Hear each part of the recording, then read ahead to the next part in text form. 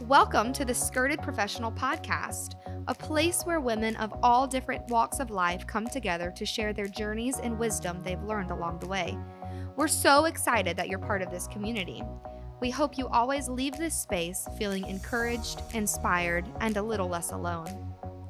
The Skirted Professional is brought to you by C Saucy, a medical apparel company that specializes in modern scrub skirt sets for the working woman. Their goal is to give every woman the option to wear a skirt in their workplace without compromising the comfort, style, or functionality of their scrubs. You can check them out at csaucy.com. That's CSAUCY.com.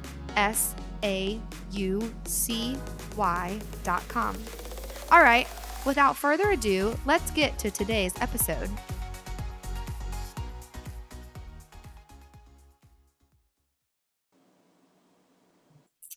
On today's episode of the Skirted Professional Podcast, I have the honor of interviewing Britney Hubbard, who is a lover of all things curated interiors and event design. She's a mother of two beautiful girls, Ellia and Sparrow, and has launched her own company dubbed Hubbard Interiors and Design. Britney, we can't wait to hear from you today. Welcome to the Skirted Professional Podcast. Well, hello. I'm so happy to be here. And I love the Southern accent that I hear. It's so funny because I don't feel like I have a Southern accent. And whenever I went to Urshan, I had one when I initially went. And then I feel like it kind of went away after a while. And I came back home and I FaceTimed some of my friends. They were like, "What happened to your accent?" It's like, what are you talking about? So apparently I have one and I didn't realize. It's making me feel like home, truthfully. I love it. So glad. So glad. So I think our listeners are going to love hearing it the entire episode. But Britney, why don't you start by telling us who you are? Tell us about yourself. Okay. For starters, my name is Britney, obviously. I have been married to Garrett Hubbard for almost 7 years. Our anniversary is October 3rd, so a couple of weeks coming up. Yeah, it's October 3rd. Yeah. Wait, that sounds weird. It is. It is October 3rd. We won't edit that out. I have 2 kids, like you said. Do you want to know about like the business or just myself at this point? Just yourself. Yeah. Tell us about what you did for your education. Okay. I grew up in Texas, Livingston, which is like an hour north of Houston. I lived there my whole life. I lived in like 2 houses and a rent house, so it was very straightforward, basic living. I went to school. Okay, my schooling career has been so extensive. It's ridiculous, honestly. I've been to 4 or 5 different colleges. Okay. Still don't have my degree. I'm still working on it. By the time I finish, I will have 132 hours, but it will only be a bachelor's degree. So, that's fun. So what did you start off in with your education? Actually, I started off in nursing. Okay. I got all the way up until clinicals and was like, I am going to hate this. So, I dropped out. And then I was going to do, what is it called? Science research, basically. So, like the behind the scenes, looking through the microscope type thing and research, which is fun. I love doing research. I felt like that would be a good path, and then decided I would hate that as well. And then, in the mix of that, I was like, maybe I'll be a teacher. Hated it. I went to a class once. I went to a kindergarten class once, and I was like, wow, this is not for me. So, and then I think that was it. I kept switching between, it was in the science realm, which is why I have so many hours, because my degree that I'm doing now has nothing to do with science. So, complete switch. So I had to basically start over from scratch. Not completely, but almost start over from scratch. Well, what I'm hearing is nothing non-creative worked for you. No.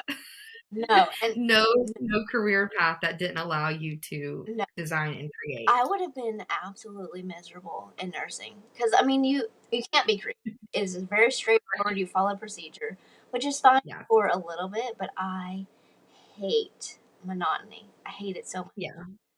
So I would have been insane. I would have gone.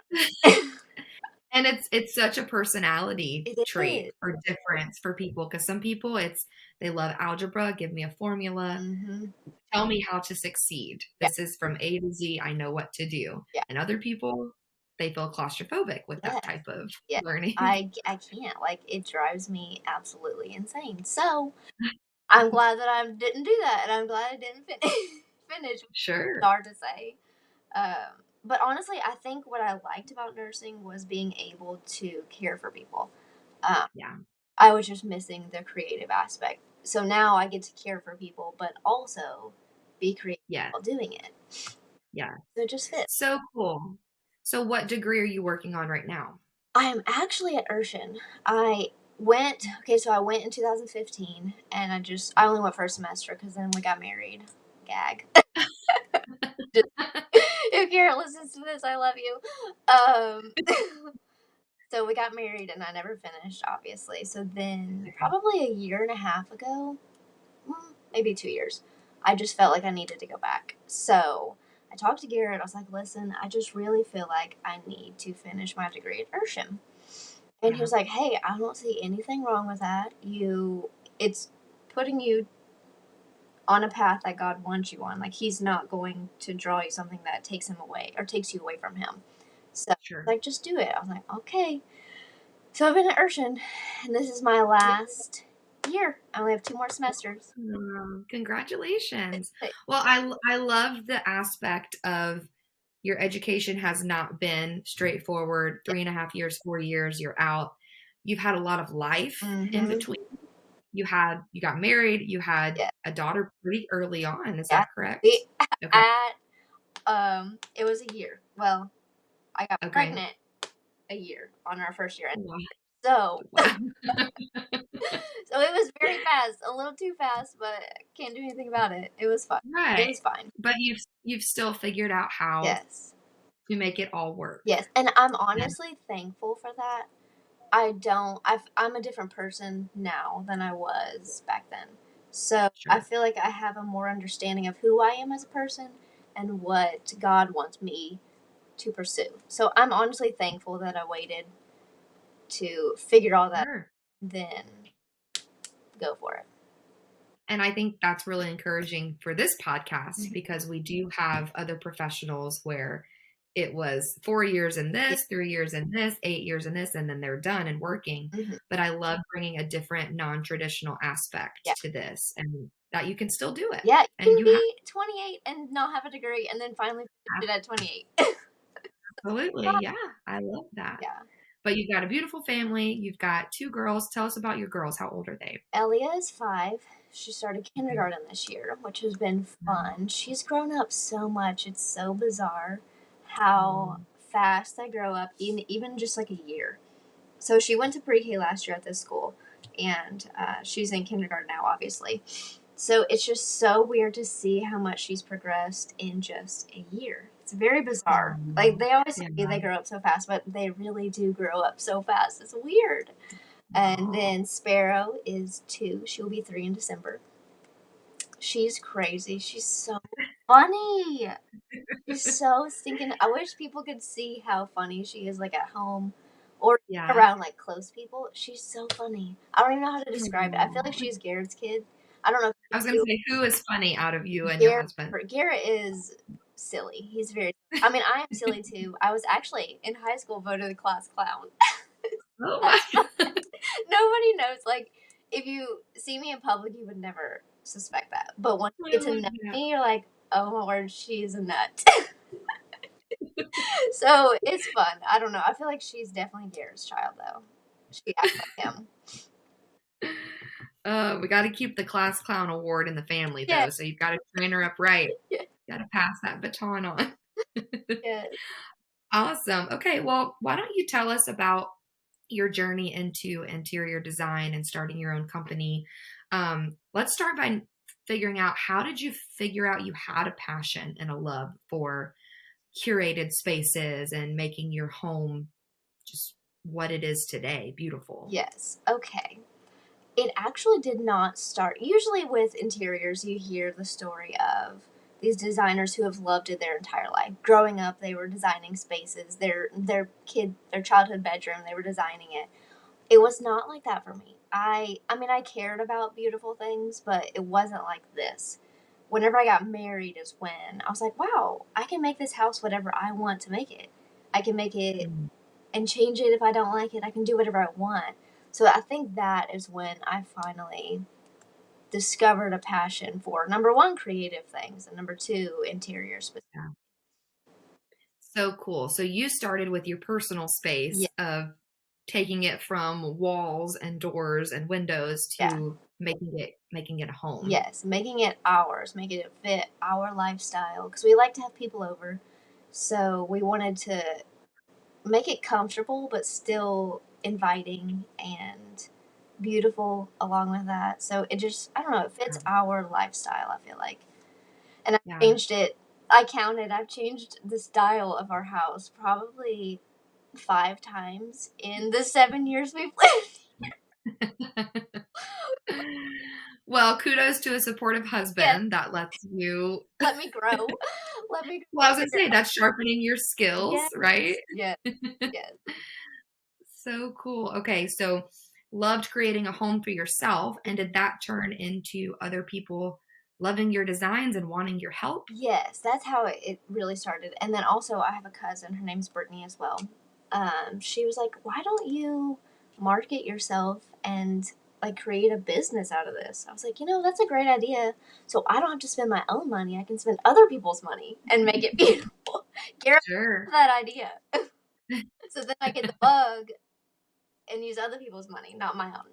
So it's Yeah. for I think it was 2020 is when I officially started advertising the business. It wasn't an official business until this year or the end of last year. But Okay. um, she was like, "Hey, just go do it." I was like, "Okay, whatever, I'll try." So I prayed about it. I was like, "Listen, God, if this is your will, I don't want to do something that, especially like this. This is kind of a big step. I didn't want to do something that was not in His will." Um, so I felt peace about it. I was like, "Okay, maybe that's confirmation." So, and then I told him, I was like, listen, before I open the doors, I told him that if there's ever a time that I am prioritizing my business over my ministry, then close it. Mhm. I will close it. I will gladly be done. And I feel like me telling God that and telling myself that made me realize that God was more important. And then I feel like after that, He kind of just blessed it. It's been a Yeah. very bizarre journey. Um, I've gotten clients that I should not have. Like, Mhm. should not even remotely. I've only been doing this for like 2 years. I should not have an 8,000 square foot house that I'm designing from scratch. That just doesn't Wow. happen. Wow. So, putting it in God's hand, I feel like obviously helped the business to grow and helped me to grow. And I don't know, it's just been insane. It really has been insane. Well, and it sounds like once you prove to yourself that Mhm. your priorities were in check, Yeah. that truthfully you weren't going to put this above your Yeah. family and Yeah. God and your ministry, that that door just opened wide open. Yeah. The Lord was like, okay, yeah, I see that. Mhm. And you had to prove it to yourself too. Yes, yeah. And I still have to remind myself. I'm like, listen, or I'll remind myself and God, listen. I'm being serious. If there's ever a point that I am prioritizing this business over Sunday services or Wednesday services or anything else, then I'm done. Yeah. I'm done, and I'm okay with being done. Like I Yeah. want my ministry. My ministry is priority, and I know ministry and business go hand in hand, but Yes. the ministry aspect of that is a priority over Sure. making money. So let's talk about how ministry has incorporated into your business. Um, from what I see, because everyone needs to follow your account. I think it's Hubbard period designs. Is that Hubbard, I correct? think. Let me see. I changed it. Let me make sure. I was looking at all your Yes, pictures this morning. it's Hubbard Dot Okay. Designs. Yeah. Hubbard Dot Designs. Um, you're gonna drool if you go and look at all of her designs. I was doing that this morning, but um, where was I going with that? Oh, Ministry. from following your account, I've seen that you do events for your church Yeah. and for other people in your church. So Mhm. tell us how that has incorporated into your business. Yes. So I mean, I've started doing weddings on the side. They're a huge a job, but um, Yeah, and with that, I've even from before I even started the business, I've always told the people in our church that are over the design aspect of the church, so event design and stuff yeah, like that. I'm always available. I tell them, listen, I will do whatever I can as long as my kids are okay and taken care of.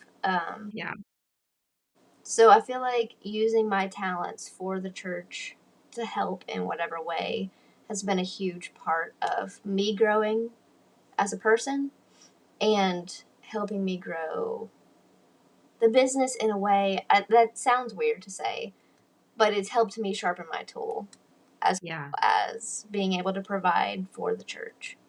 yeah. Yeah, and it gives you more resources Yeah, as you're pouring back into the church. yes.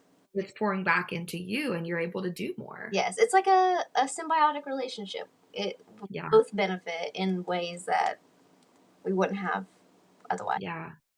That's awesome. So you make money from your clients, Mm, but it's pretty much volunteer based from the church. yes, But by showing them I am a professional, I do know what I'm doing, that in turn pours right back into your business yeah, because those people become clients eventually or want to pay you for yeah, your help. yeah, What a cool cycle we have yeah. going on And there. I've had quite a few because we've had a ton of people get married recently. So I've had quite a few of those people say, "Hey, listen, can you do my wedding?" Obviously, they pay me, so it's Sure. still I don't know. It's cool. It's cool to Yeah. see that take place. Awesome. Yeah. So you told us kind of how you got started by just loving it for your own personal home. Hmm. So I'm assuming you have a passion of helping others figure out how to make their space work for them. Yes, yes. What does that look like when you're talking to a client? How do you get inside their head and really get them to verbalize what they even want out of their space? It takes a lot. It takes a Yeah, lot for some people. Some people it's super easy because they know what they want. But for those people that don't, I have a client right now that really we've had to have a lot of meetings to try to figure out, hey, do you like this? If you don't, okay, do yeah, you like this, or what aspect of this do you like? So it's a lot of back and forth, and I try to get to know them as a person. yeah, So we talk about like how their life functions. Do they have kids?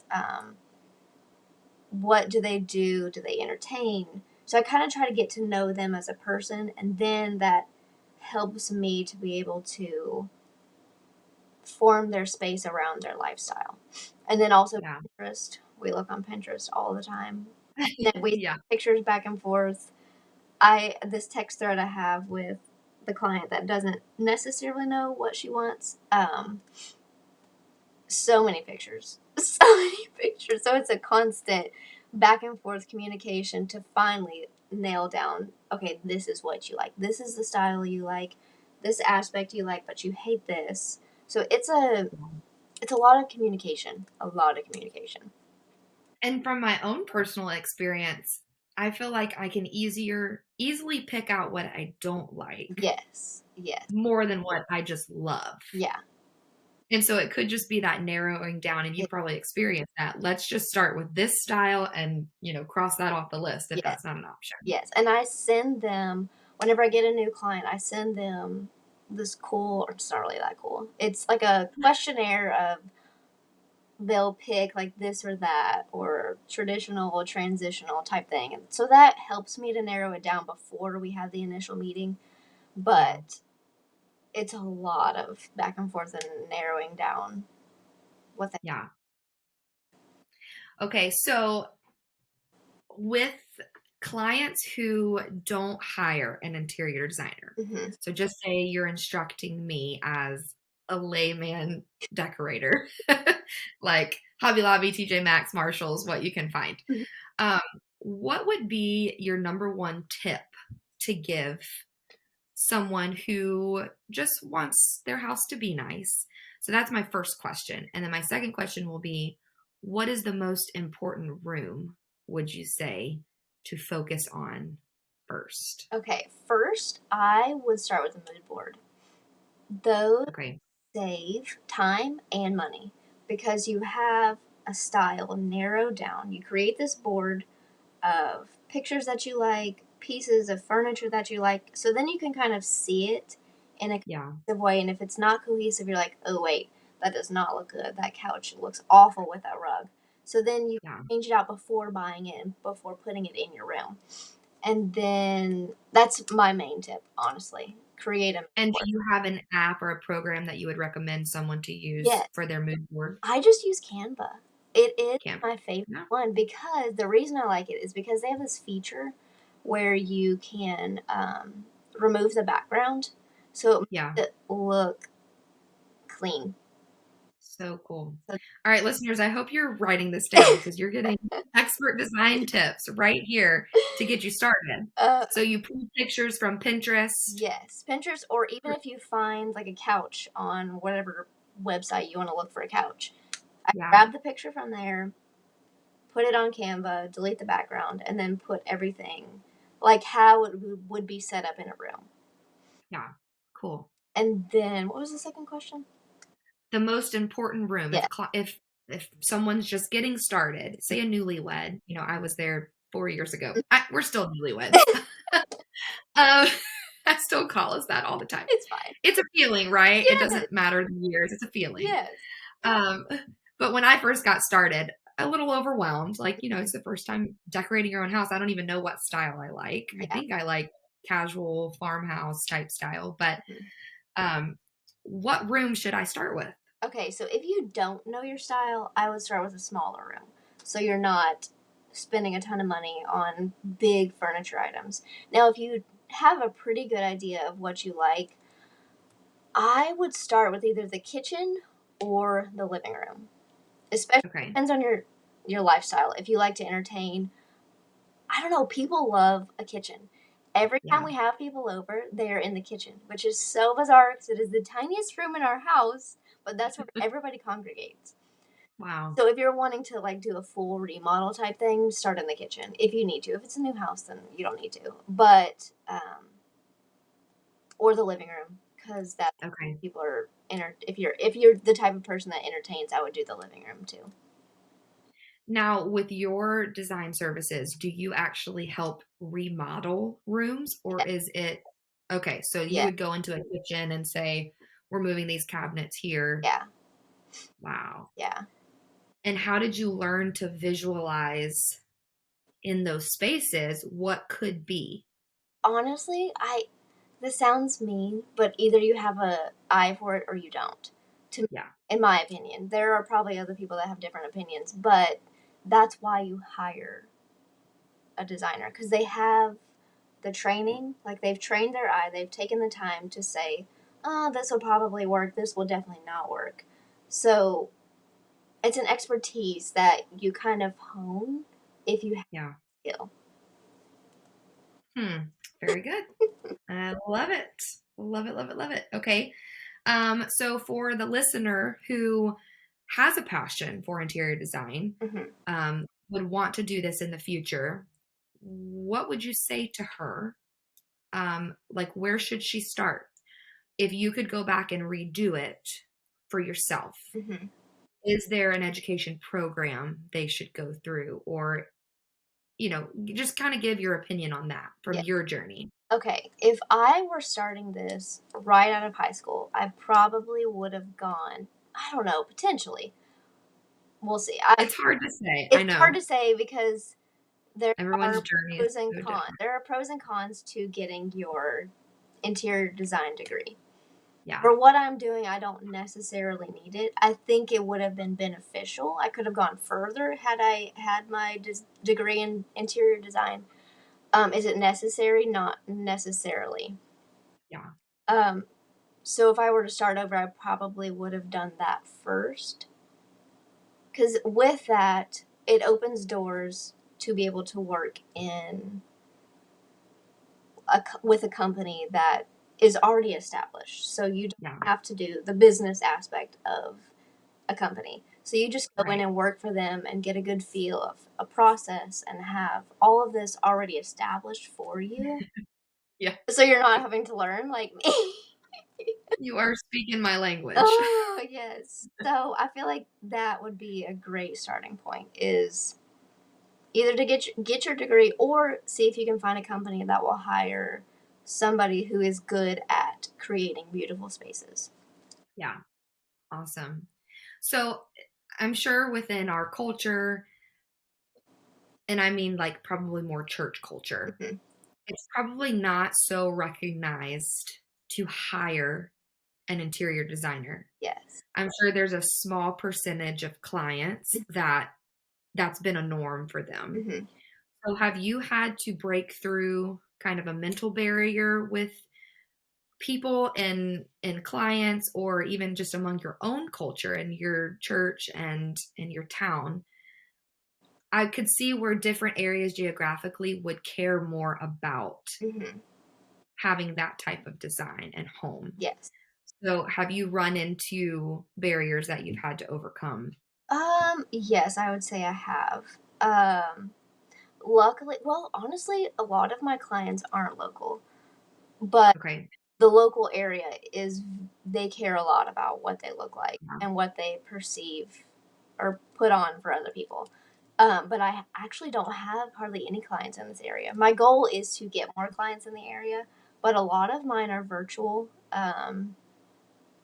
The one that I'm working on is in Louisiana. It's just like an hour and a half away.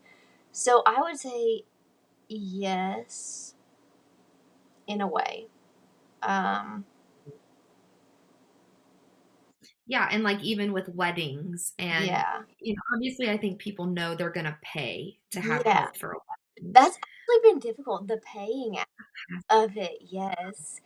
Yeah. It a lot of people don't want to pay. A lot of people, Well, and that's kind of what I'm getting to yeah, is this is called the skirted professional. yes, You're gonna pay professionals. yeah, I love paying professionals what they're worth. yeah, Like, if I text a friend, and some of it is me balancing business mhm, and just a friend, and yeah, that's kind of a hard line to draw sometimes. yeah, But I sent a text this past week to a guy who is a professional photographer and videographer. And I said, I'm looking for a camera to buy for my company. We mhm, want to start doing our photo shoots in house and mhm, all of this stuff, but I need to start learning that. Can you recommend it for me? And I was like, I will pay you for your time. yeah, I don't want you to feel like just as a friend, you are obligated to do this. I understand this is your job, like this is your profession. So I think we're kind of getting more and more there where we're realizing we need to pay professionals what they're worth, no matter what space they're in. yeah. And that creative space has been kind of a gray area, It really has. It really, but I feel like we're kind of bursting through that mindset a little yeah, more. yes. It's taken time. With people that aren't in within our church culture are fine. They do not mind paying. Like they Right. pay above They're, and beyond what I charge. But yeah, church people, I don't know why. It has gotten better, I will say. I think yeah, also me saying no, this is what I'm like. This is what my rate is. yes, Changing it for you yes. has helped a lot. But I guess I don't know. It's just narrowed down the people that or my target audience. I feel like it's narrowed down the target audience. And it causes you as a professional to grow enough Yeah. and be confident in yourself to say, I'm sorry, I believe in my work ethic. Yeah. I want to make you happy. And so this is what my time costs. Yeah. And if you're not going to pay And me that, I am probably not going to do a good job because right. I know what I'm worth. And if you're wanting to pay me less, then you're going to get less. Yeah. Yeah. Yeah. I love how we're kind of unpacking that a little bit because that can go into so many other areas. Yeah. With a specific example, I won't say who it was, obviously. But they came to me. They were like, hey, I want you to do this for me. I was like, yeah, here are my rates. They came back. They were like, I looked it up. Your rates are too high for like, what is that website that you go and search like the average salary? Yeah. They went on there and looked it up. I was like, well, listen, I mean, my rate is right in the middle of what you just looked up. I was like, but that is what I'm worth. Like, I'm not changing my worth for you. Yeah. So I don't know. Yeah, and it's right. And it's being confident in your packages, what you're going to provide, and then standing by that. Yeah. And, Yeah. yeah, it is a fine line. Yes, and the people who pay it are happy. Like, they love their design, they love their weddings, they love it. So it is worth the investment. It is an investment. So yes. Yeah, and I've had my own personal experience with that, with producing, in my opinion, quality scrubs, and not really going to produce anything other than that. And I just had to realize, you don't have to pay that. You don't have to buy from me. No. You're welcome. Like, I want your business and I want you to benefit from the products, but ultimately there are cheaper options. Yeah. So it's just about your priority of what you're looking for. Yes. And I don't fault anyone for wanting something different if they're not willing to pay that, And I've done the research. My prices are not astronomical. I've done the research. I have seen how much time it takes me. I've taken time to make sure that my prices are what they should be for me to make, for me to feel satisfied enough, and for my clients to be happy. So I don't know. Like, I know what my prices should be. Just trust that at the end of the day, you're going to get the product that you love, and we're all going to be happy. Yeah. And I think that's really encouraging for any creative person out there that's listening, or your job is in a creative field. It's okay to stand by what you think you're worth. And it takes time to grow into that and even have that confidence in yourself enough to stand by it. Yes. But it's okay. Yes. When I first started, Garrett was like, you have got to charge more money. You're not charging enough. I was like, I don't feel like I can. He's like, just do it. So I was like, fine, whatever. I'll do what I feel like I should be charging. I sent the proposal to the client. They were like, oh yeah, within 5 minutes they signed it. I was like, are you kidding me? I spent a week. We're like over here sweating. Hives are breaking out. And they're like, oh, that's under budget for us. So go for it. Yes. Yeah. Oh, I know. Yes. I know. Well, I love it. I think this has been a great talk. I think you've given us some really good pointers on design, and I love breaking it down from an expert to someone who is never going to be able to hire an expert as well, and giving them those practical tips. And maybe we can get maybe like 3 tips from you to post on our social media, like a beginner's package or something that we could start with. But everyone listening, you need to go follow Hubbard.designs on Instagram.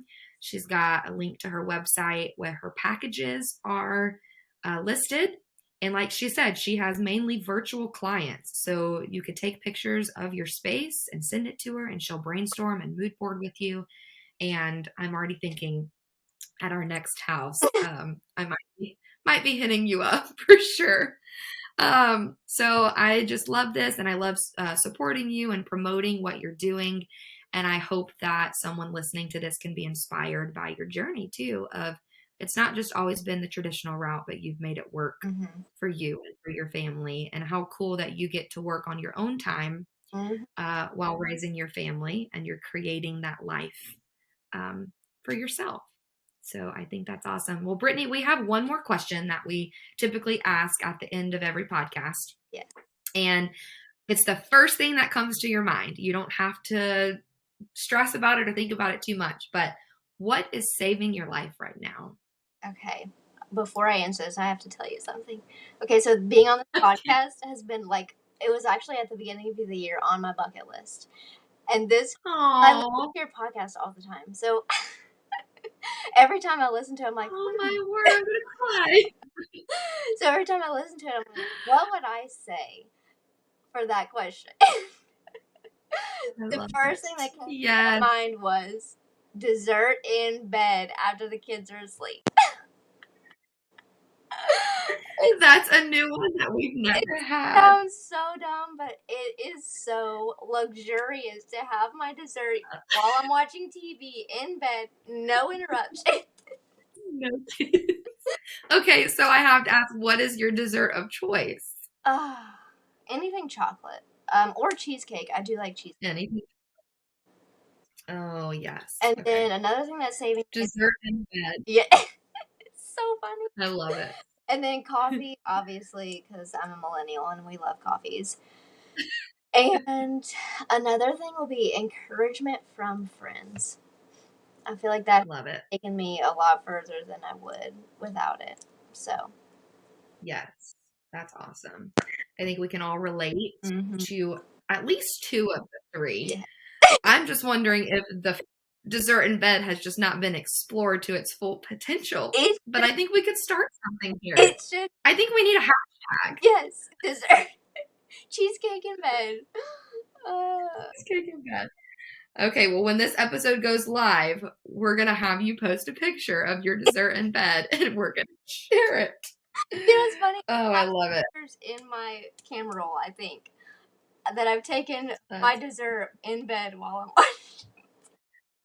I never post it because I'm like, people are gonna think I'm such a slob eating dessert in bed. Oh. But it's so luxurious. It's so nice. Oh, you have to find those small victories, right? That just make you feel like that prestige adult that we are. Yes. Oh, what a luxury. I love it. Well, I'm so happy this worked out and we were able to cross something off your bucket list for this year. That just made my day. So it's been an honor to talk to you and hear your journey. And I really look forward to this episode going live. Me too. I'm excited. Thanks, Britney, for being on the podcast. So much for having me.